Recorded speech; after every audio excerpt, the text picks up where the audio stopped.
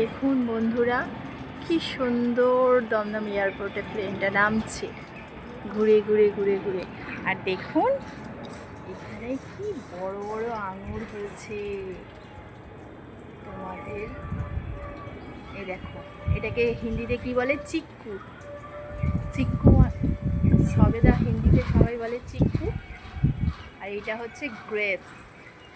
কি ব্যাপক লাগছে। আর এইটা দেখো, এই সবেদা হচ্ছে, দেখো ছোটো ছোটো পুরো আঙুর ভর্তি। এই গাছ পুরো ভরে গেছে। এইদিকে আছে, এদিকেও আছে। এই দেখো, এই তলায় আছে, দেখো এই তলায় কত আছে, দেখেছ?